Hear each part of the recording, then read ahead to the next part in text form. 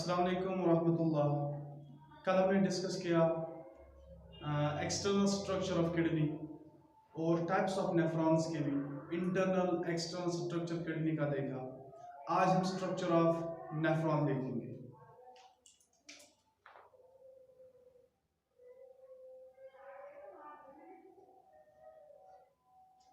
Structure of nephron, जैसे कि आपको पता है nephron is the basic and functional unit of excretory system। ये नेफ्रॉन, ये कॉर्टिकल नेफ्रॉन होते हैं, एक जक्स्टामेडुलरी नेफ्रॉन्स होते हैं। तो उनकी परसेंटेज के बारे में हमने बात की कि सबसे ज़्यादा जो है लगभग 80% कॉर्टिकल नेफ्रॉन्स होते हैं और ओनली 20% जो है जक्स्टामेडुलरी नेफ्रॉन्स होते हैं। तो यहाँ पे हम स्ट्रक्चर डिस्कस करेंगे। स्ट्रक्चर में हमने देखा ये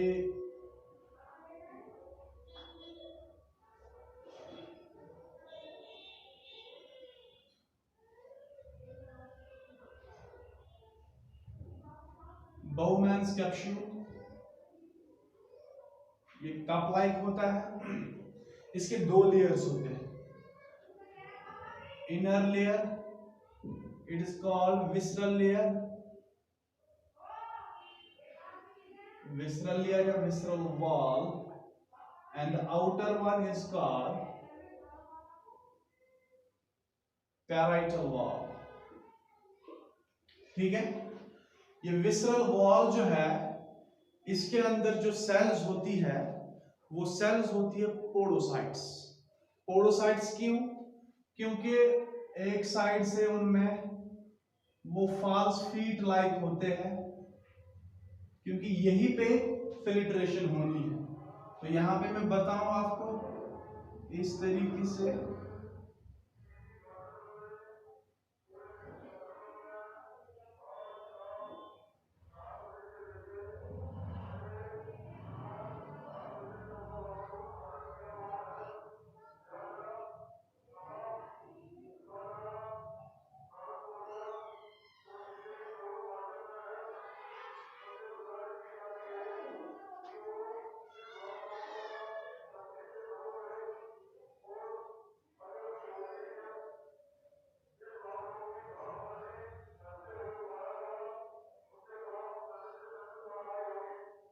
तो ये पूरा फैला नहीं हुआ होता है।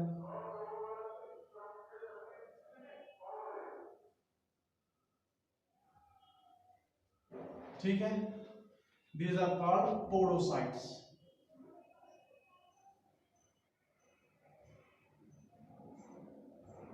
पोडोसाइट्स, इनके बीच में ये जो स्लिट्स होते हैं, छोटी छोटी गैप्स जहां से मटेरियल को पास ऑन होना है, इनको कहते हैं स्लिट पोर्स।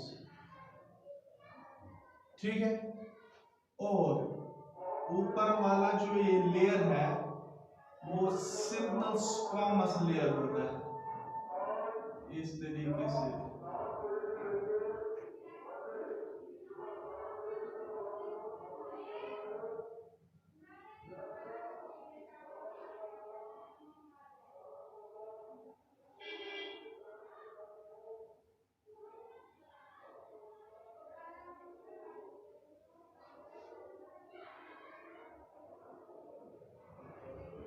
यहां तक ये लीड करते हैं, इसी साइड, इस साले साइड से भी।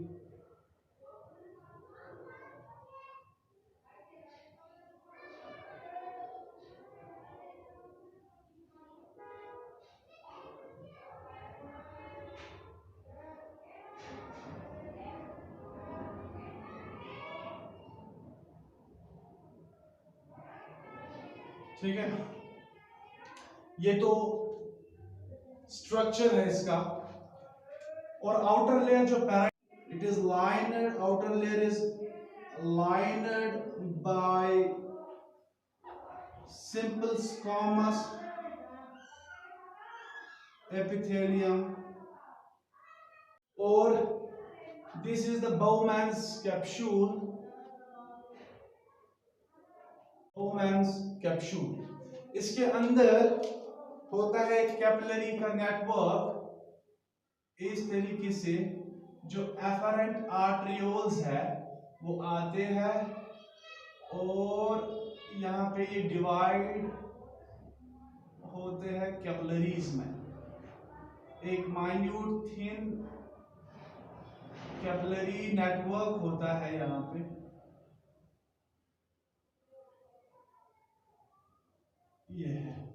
ये है एफरेंट आर्टरियो जहां से ब्लड आता है, एफरेंट आर्टरियोल, और ये है एफरेंट आर्टरियोल, EFF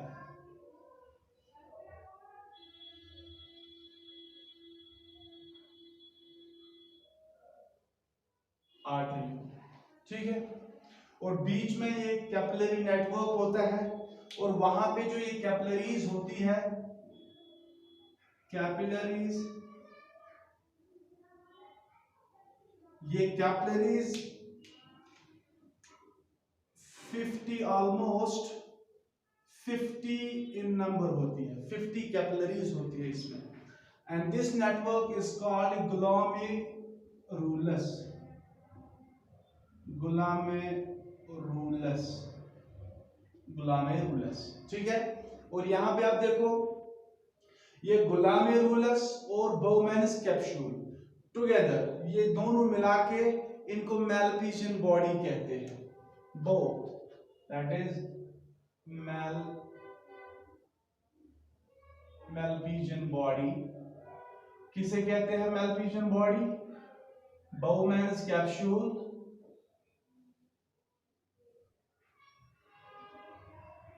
एंड ग्लोमेरुलस, इन दोनों का एक ही नाम है, इनको कहते हैं मैलपीजियन बॉडी या रीनल कॉर्पस्कल्स या रीनल कॉर्पस्कल्स, ठीक है, ये भी इन्हीं का नाम है। तो यहाँ पे फिल्ट्रेशन होती है, तो फिल्ट्रेशन के लिए क्या प्रोसीजर है वो बाद में बताएंगे अलग से। तो यहाँ से ब्लड आता है, ये जो एफरेंट आर्टरियोल है इसका डायमीटर थोड़ा सा ज्यादा होता है, ये वाइड होती है, और चूंकि जब ये आप कॉमनली भी जानते हो, जब जो प्रेशर होता है इंक्रीज होता है कब? जब पाइप का वॉल्यूम ज्यादा होता है और आगे उसका वॉल्यूम एकदम से डिक्रीज हो जाता है।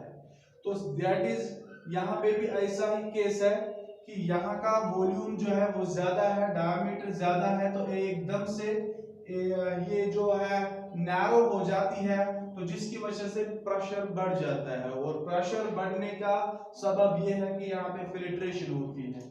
और यहाँ पे इन दोनों के बीच में एक और लेयर होता है जिसे हम बेसमेंट मेम्ब्रेन कहते हैं, इन दोनों के बीच में कैपिलरीज और जो ये पोडोसाइट्स है यानी कि विसरल लेयर, इनके बीच में ये देखो आप बेसमेंट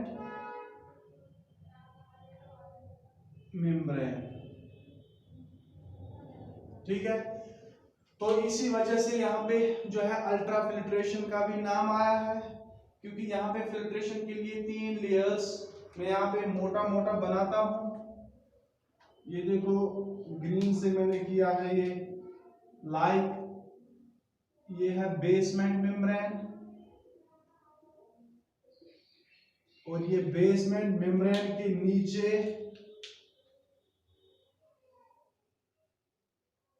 पोडोसाइट्स है,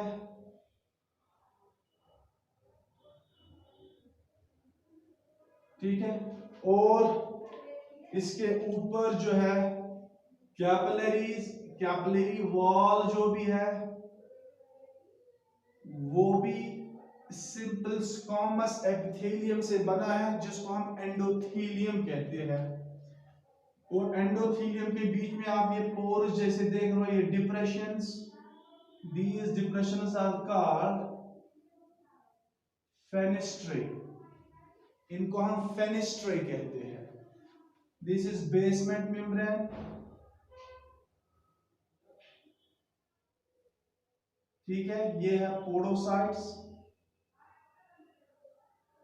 पोडोसाइट्स, ठीक है। तो यहां से फिल्ट्रेशन होती है और वो इस ल्यूमिन में चला जाता है।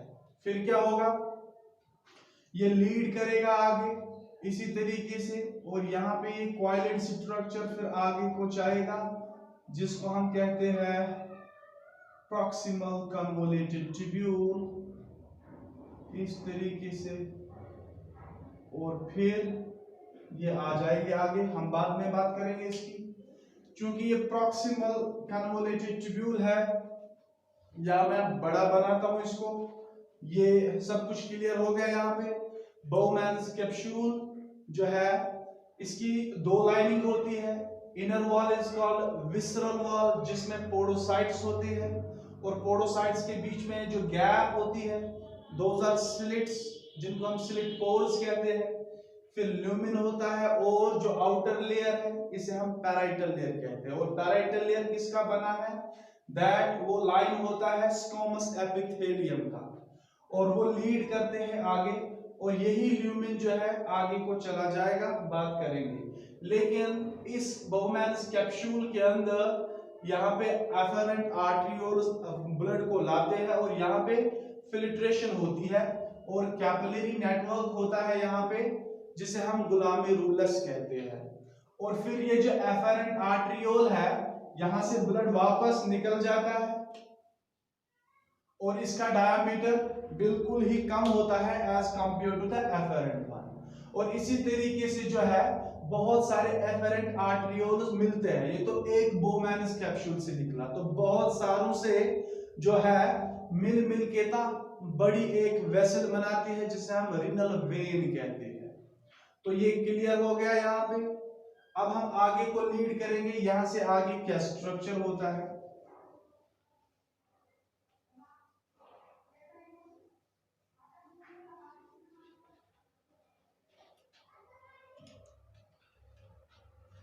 कलर चेंजिंग करता हूं मैं।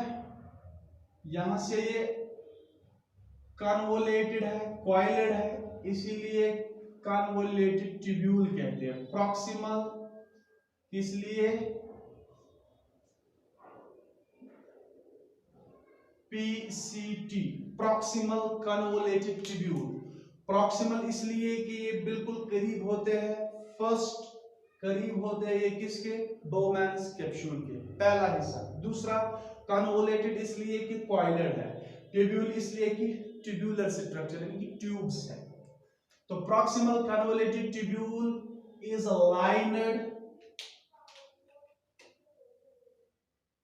lined by brush border cells or brush border epithelium।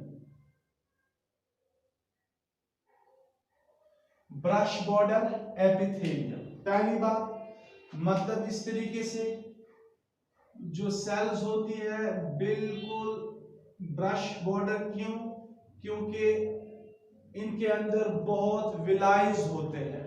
विलाइज इसलिए ताकि इनका सरफेस एरिया जो है वो इंक्रीज हो जाए, और यहां पे जो है रीअब्जॉर्बिशन होती है। रीअब्जॉर्बिशन के लिए ब्रश बॉर्डर एपिथेलियम है, ठीक है। तो ये लीड करेगा पूरे प्रॉक्सिमल कन्वोलेटेड ट्यूब्यूल में, बिल्कुल ऐसे ही होता है। और ये ब्रश बॉर्डर कुछ इस तरीके से सरफेस एरिया इंक्रीज होता है इनका, ताकि एब्जॉर्बिशन, जिस तरीके से माइक्रोविलाइज जो होते हैं स्मॉल इंटेस्टाइन में, एब्जॉर्बिशन के लिए सेम यहाँ पे भी ये बहुत सारे माइक्रोविलाइज होते हैं जो एक ब्रश टाइप यानी कि बॉर्डर बनाते हैं, इसीलिए इनका ब्रश बॉर्डर सेल्स भी कहते हैं। इनसे एब्जॉर्बिशन होती है। और ये होते हैं, इनके अंदर मैनी माइटोकॉन्ड्रियाज होते हैं। दे कंटेन मैनी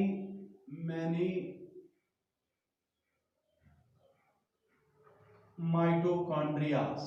क्यों, क्योंकि यहां पे जो एब्जॉर्बिशन होनी है वो एक्टिव हो जाएगी, एक्टिव एब्जॉर्बिशन। तो यहां पे ये जो ब्रश बॉर्डर सेल्स है इनमें बहुत सारे माइटोकॉन्ड्रियाज होते हैं, क्योंकि जो प्रोसेस होने जा रही है यहाँ पे वो एक्टिव प्रोसेस होगी और एक्टिव प्रोसेस में ज्यादा एनर्जी लगती है। That is why in cells में बहुत सारे माइटोकॉन्ड्रियाज होते हैं। इसके आगे ये लीड करता है, ये जो लूप ऑफ हेनली है जो कनेक्ट होता है इस प्रॉक्सिमल कन्वोल्यूटेड ट्यूब्यूल से। सो देखो यहाँ पे कुछ इस तरीके से प्रॉक्सिमल कन्वोल्यूटेड ट्यूब्यूल लीड करेगा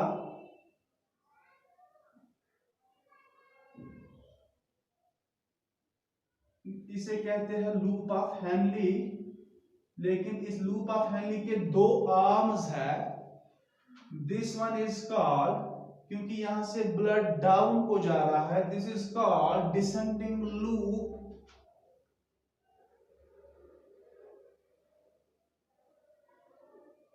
डिसेंडिंग लूप या डिसेंडिंग आर्म बोलो। और ये है चूंकि यहां से ऊपर को जा रहा है, इट इज असेंडिंग,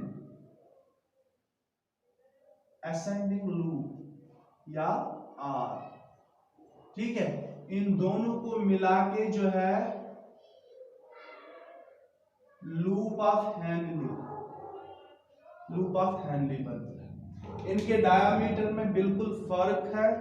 ये जो डिसेंडिंग लूप ऑफ हेनली है, डिसेंडिंग आर्म है इसकी, सबसे पहले ये जो इसकी लाइनिंग होती है that is simple squamous epithelium lining, lined with simple squamous epithelium। ठीक है, और दूसरी बात ये है कि ये जो लाइनिंग है, ये मेम्ब्रेन जो है इसका ये थिन होता है, बहुत थिनर, जिसकी वजह से इसकी जो परमिएबिलिटी होती है सिर्फ वाटर के लिए, दैट मींस ये इम्परमिएबल होता है या सेमी परमिएबल होता है। That is permeable to water and impermeable to sodium and potassium ions, calcium ions, potassium ions, sodium ions। तो ions के लिए ये impermeable है। सेम जो यहाँ पे डिसेंडिंग असेंडिंग है, असेंडिंग की भी लाइनिंग सेम होती है, सिंपल स्क्वामस एपिथेलियम, लेकिन फर्क ये है कि it is thicker as compared to the descending one. ये थिकर है, ये थिकर है, और ये इसका अपोजिट। अगर ये परमिएबल वाटर के लिए है, ये इम्परमिएबल है, impermeable to water and permeable to ions।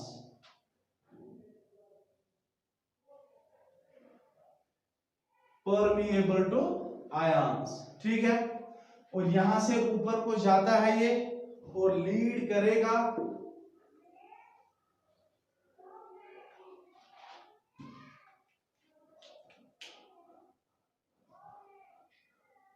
फिर ये वापस नैरो होता है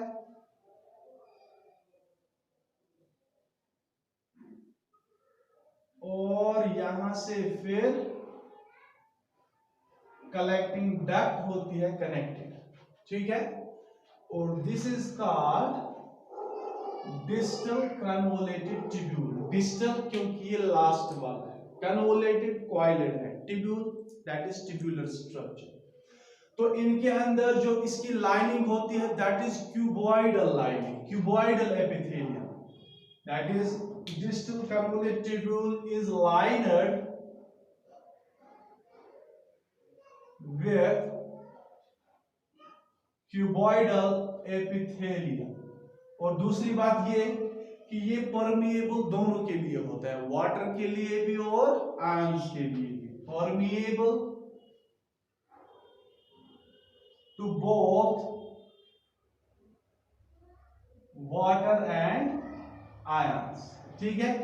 इसके बाद ये लीड करता है कहां पे, कलेक्टिंग डक्ट। ये कलेक्टिंग डक्ट की जो लाइनिंग होती है वो कोल्यूमिनर एपिथेलियम भी होती है। कोल्यूमिनर, लाइनर विथ कोल्यूमिनर एपिथेलियम, ठीक है। और यहां पे आप फिर से देखो, बोवमैन्स कैप्सूल से लीड करेगा किसमें? बोवमैन्स कैप्सूल लीड करेगा प्रॉक्सिमल कन्वोलेटेड ट्यूब्यूल में।